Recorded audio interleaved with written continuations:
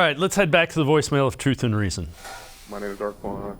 I wanted to speak on the Jadeveon Clowney and the Browns situation. I feel like Kevin Stefanski and the Browns organization messed over Jadeveon Clowney and his contract. If he wasn't injured, I think he should have been playing in this game. Miles, earlier in the season or a couple weeks ago, just did something that Stefanski didn't like, and they benched him for the first quarter or the first phase of the quarter. I feel like Jadeveon Clowney should have been scheduled to a reduced role for the end of the season game and still help to finish the season off. Andrew Berry and Kevin Stefanski got to get out this way of paying these players and not using them. That's all I got to say.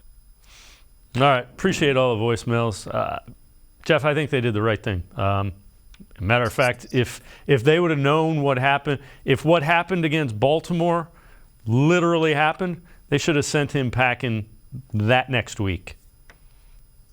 Look, you have 3 instances alone from this season. You have week 2 where apparently he was mouthing off, whether it was coaches or whether it was players, basically calling them losers. Then you have the first incident with the Baltimore Ravens. And now, the hit piece. And look, he knew exactly when he sat down with Mary Kay Cabot and said the words he did. You know what he said? My season is over because no NFL team is going to let me play for them after I say these things. And you want to know what? And for me, that's the part that's a little disingenuous, part that upsets me a little bit, because in 2020, the Browns were one of the few teams chasing Jadeveon Clowney, went down to Tennessee. Why? Because they paid him more money.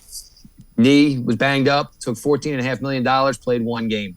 Browns still chased him in 2021, eventually got him into the fold, had a successful season. They put together a successful plan for him to succeed, which allowed him to in turn get a $14.5 million contract for this season.